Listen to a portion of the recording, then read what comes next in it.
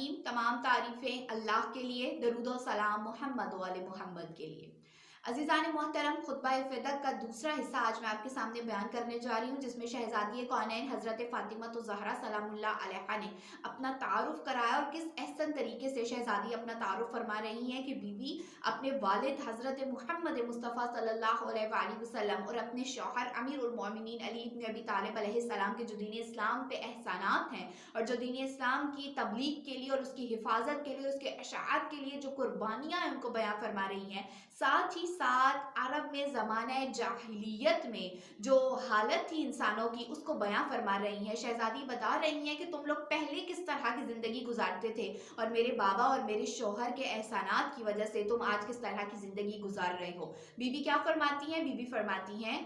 لوگوں یہ جان لو کہ میں فاطمہ ہوں اور میرے باپ محمد مصطفیٰ صلی اللہ علیہ وآلہ وسلم ہیں۔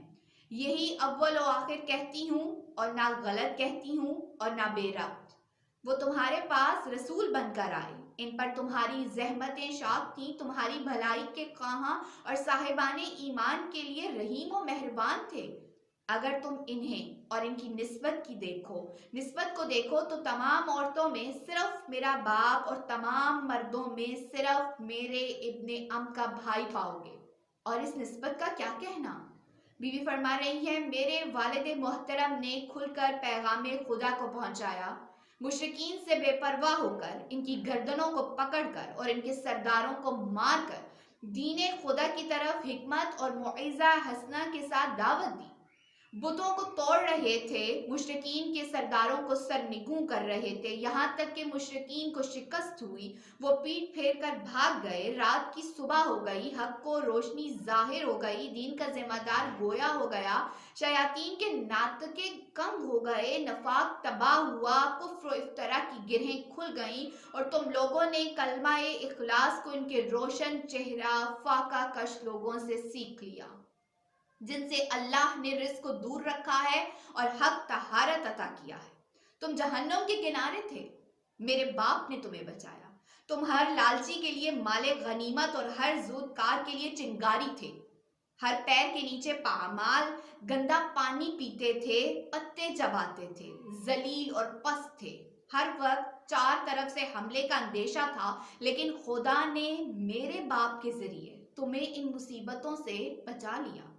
خیر، ان تمام باتوں کے بعد بھی جب عرب کے نامور سرکش بہادر اور اہل کتاب کے باغی افراد نے جنگ کی آگ بھڑکائی تو خدا نے اسے بجھا دیا۔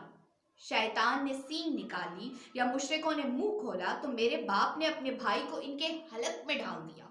وہ اس وقت تک نہیں پلٹے جب تک ان کے کانوں کو کچل نہیں دیا اور ان کے شعلوں کو آب شمشیر سے بجھا نہیں دیا۔ وہ اللہ کے معاملے میں زحمت کش اور جد و جہد کرنے والے تھے اور تم عیش کی زندگی آرام، سکون، چین کے ساتھ گزار رہے تھے، ہماری مصیبتوں کے منتظر اور ہماری خبر بد کے خواہاں تھے۔ تم لڑائی سے منہ موڑتے تھے اور میدان جنگ سے بھاگ جاتے تھے۔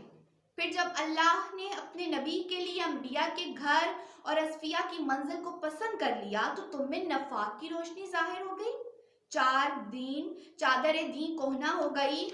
گمراہوں کا منادی بولنے لگا، گمنام منظر عام پر آ گئے، اہل باطل کے دودھ کی دھاریں بہہ بہہ کر تمہارے صحن میں آ گئی، شیطان نے سر نکال کر تمہیں آواز دی تو تمہیں اپنی دعوت کا قبول کرنے والا اور اپنی بارگاہ میں عزت کا طالب پایا،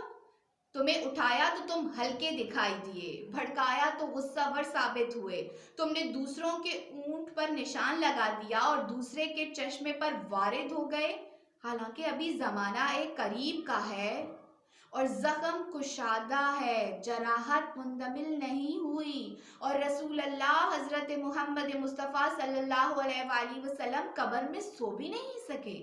یہ جلدی تم نے فتنے کے خوف سے کی، حالانکہ فتنے میں ہی گرے اور جہنم تو تم تمام کفار کو محیط ہے۔